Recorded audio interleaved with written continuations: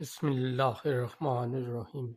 غرناطہ اندلس کی وہ آخری اسلامی ریاست جہاں کبھی اذانوں کی صدائیں، علم و حکمت کی محفلیں اور اسلامی تہذیب کی روشنی پورے یورپ کو منور کرتی تھی، مگر وقت کا پہیہ گھوما، مسلمان آپس کی نا اتفاقی میں بٹ گئے، اور پھر وہ دن آیا جب غرناطہ کی فصیلوں نے اسلام کی آخری سانسیں محسوس کیں۔ آج کی اس داستان میں ہم جانیں گے غرناطہ کے دردناک انجام کی کہانی، ایک ایسی کہانی جو صرف تاریخ نہیں بلکہ امت مسلمہ کے لیے ایک بہت بڑا سبق بھی ہے۔ 14ویں صدی کے آخر تک پورا اندلس تقریباً عیسائی طاقتوں کے قبضے میں جا چکا تھا، صرف غرناطہ باقی تھا جہاں بنو نصر کی حکومت قائم تھی۔ یہ ریاست اگرچہ کمزور ہو چکی تھی مگر پھر بھی اپنی خوبصورتی، علم اور اسلامی تہذیب کے باعث دنیا بھر میں مشہور تھی۔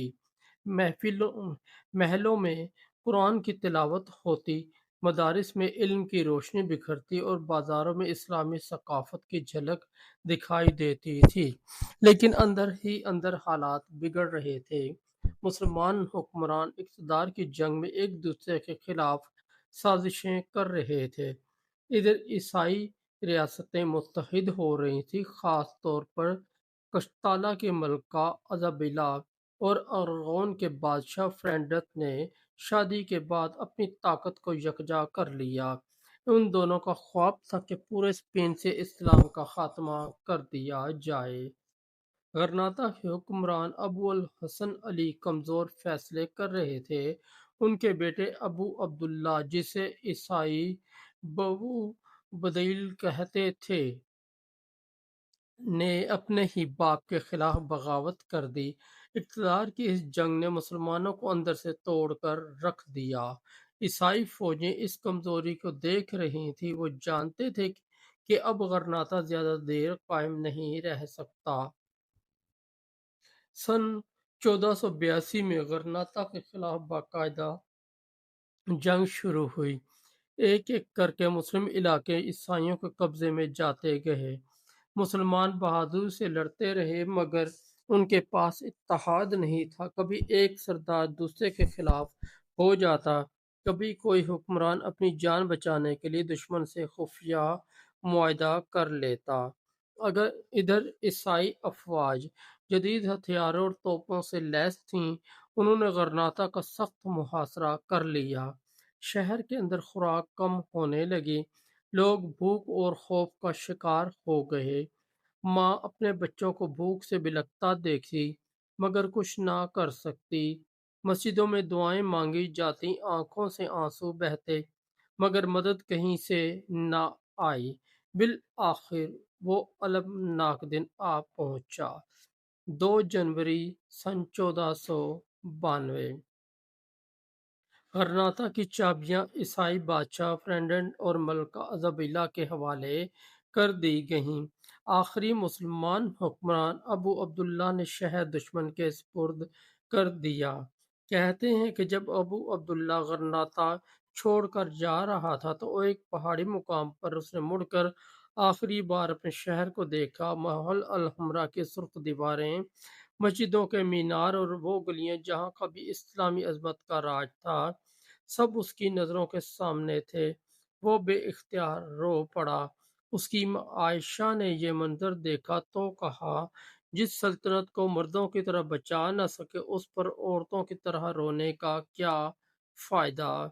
یہ الفاظ آج بھی تاریخ میں گونجتے ہیں۔ عیسائیوں نے ابتدا میں مسلمانوں سے وعدہ کیا کہ ان کے مذہب، مسجدوں اور جان و مال کی حفاظت کی جائے گی، مگر یہ وعدے زیادہ دیر تک قائم نہ رہ سکے۔ چند ہی سالوں میں مسلمانوں پر ظلم و ستم شروع ہو گیا۔ مسجدوں کو گرجا گھروں میں بدلا جانے لگا، عربی زبان بولنے پر پابندی لگا دی گئی، قرآن جلائے گئے، مسلمانوں کو زبردستی عیسائیت قبول کرنے پر مجبور کیا گیا۔ جنہوں نے انکار کیا انہیں قتل کر دیا گیا یا زندہ جلا دیا گیا۔ اندلس کے مسلمان جو کبھی علم و تہذیب کے امام تھے اب اپنے ہی وطن میں اجنبی بن گئے۔ بہت سے مسلمانوں نے ہجرت کی کوشش کی مگر راستے بند تھے، کئی خاندان سمندر میں ڈوب گئے، کئی قید کر لیے گئے، کچھ نے اپنے ایمان کو بچانے کے لیے پہاڑوں میں پناہ لی مگر ظلم کی آگ وہاں بھی پہنچ گئی۔ یوں 800 سالہ اسلامی تاریخ اپنے اختتام کو پہنچ گئی۔ اندلس صرف ایک سرزمین نہیں تھا بلکہ مسلمانوں کے علم، اتحاد اور عظمت کی علامت تھا۔ یہاں ایسے علماء پیدا ہوئے جنہوں نے دنیا کو طب، ریاضی، فلکیات اور فلسفے میں نئی راہیں دکھائیں۔ یہاں کی لائبریریاں یورپ کے لیے روشنی کا مینار تھیں۔ مگر جب مسلمان آپس میں تقسیم ہوئے، دنیا کی محبت میں کھو گئے اور دین سے دور ہو گئے تو ان کی طاقت بھی ختم ہو گئی۔ غرناطہ کا سقوط ہمیں یہ سبق دیتا ہے کہ کوئی بھی قوم صرف طاقت سے نہیں بلکہ اتحاد، ایمان اور انصاف سے زندہ رہتی ہے۔ جب یہ چیزیں ختم ہو جائیں تو عظیم سلطنتیں بھی مٹی میں مل جاتی ہیں۔ آج بھی جب الحمرا کی دیواروں پر ہوا چلتی ہے تو ایسا محسوس ہوتا ہے جیسے تاریخ رو رہی ہو، جیسے اندلس کی مسجدیں آج بھی امت مسلمہ کو پکار رہی ہوں کہ اپنے ماضی سے سبق سیکھو۔ غرناطہ کی آخری سانسیں ختم ہو گئی مگر اس کی داستان آج بھی زندہ ہے، ایک دردناک یاد، ایک عبرت اور ایک سوال۔ اگر مسلمان پھر سے وہی غلطیاں دہرائیں گے تو کیا تاریخ خود کو دوبارہ نہیں دہرائے گی؟